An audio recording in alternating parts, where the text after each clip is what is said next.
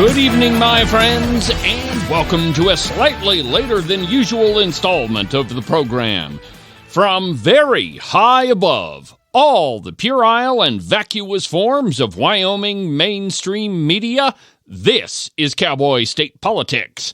I, of course, am your illustrious host, David Iverson, firmly and permanently ensconced behind the silver Cowboy State Politics microphone and broadcasting to you from the base of the Bighorns at the Cowboy State Politics studio in Sheridan, Wyoming.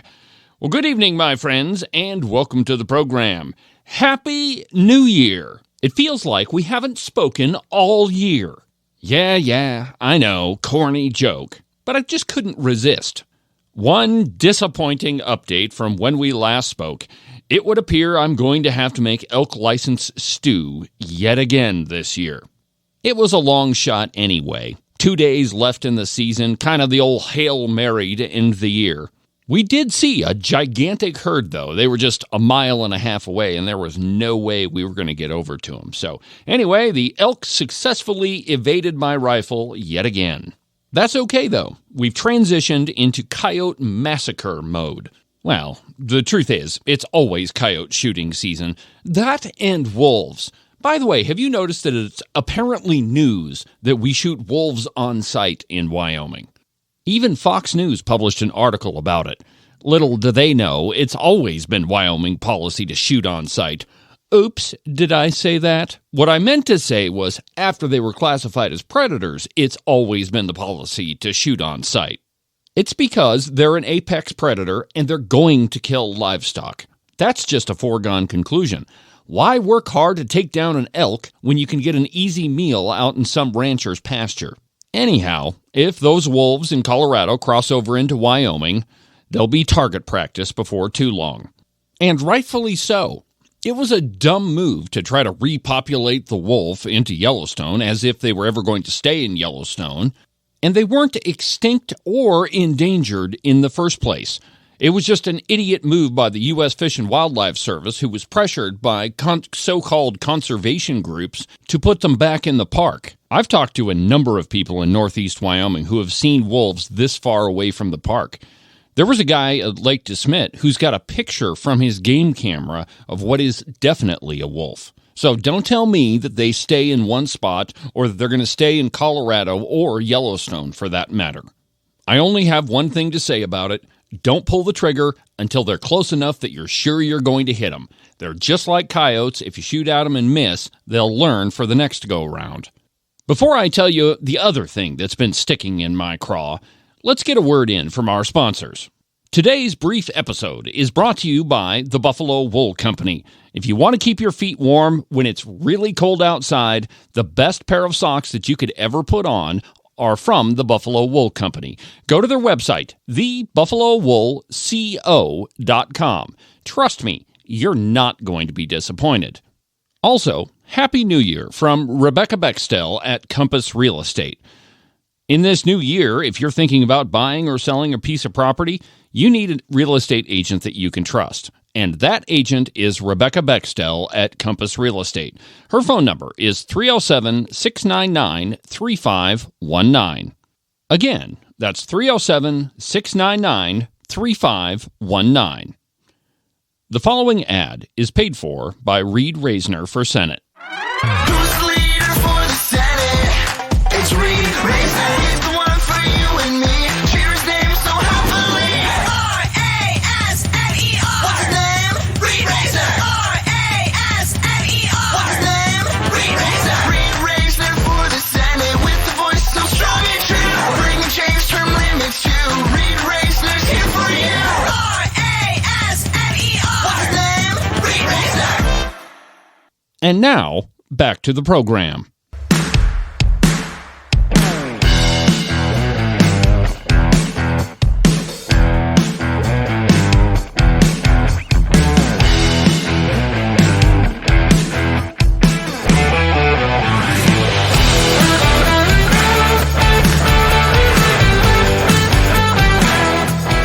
Another thing that's been in the national media lately about Wyoming is that dumb lawsuit to try to take Trump off of the ballot. I had a couple of questions from a few listeners asking why the state of Wyoming was trying to remove him off the ballot. It's not the state that's trying to do that. It's some idiot lawyer from Laramie. His name is Tim Newcomb. He's the same Looney Tune that sued the state of Wyoming over our new voter ID bill.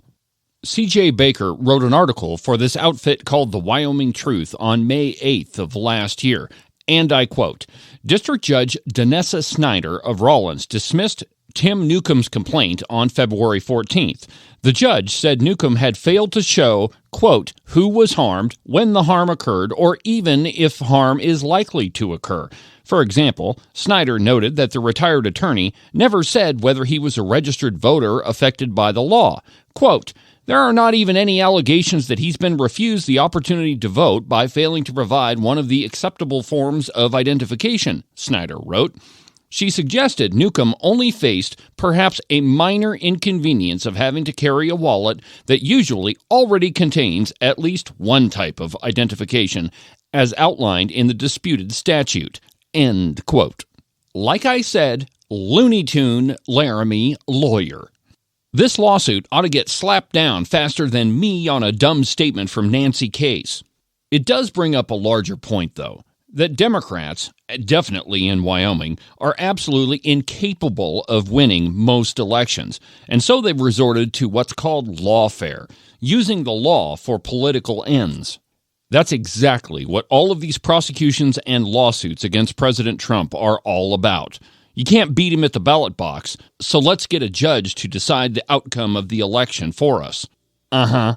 Exactly what this country doesn't need. Now, the Cow Pie has had a couple of articles about this goofball's lawsuit. One of them entitled, Wyoming Man Suing to Keep Trump Off Ballot Okay with Former President Joining Lawsuit by none other than Trotsky Wolfson. And I quote, listen to this.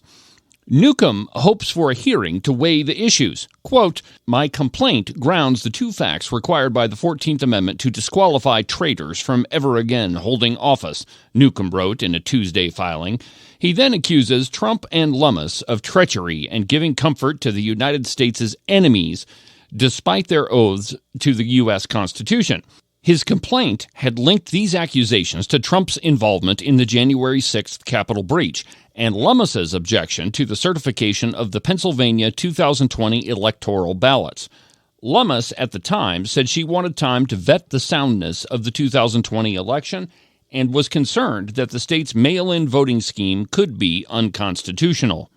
Newcomb's Tuesday response points to Trump's criminal case, a final report to the Select Committee to investigate the January 6th attack on the U.S. Capitol, foreign intelligence reports, and his own November 1st complaint.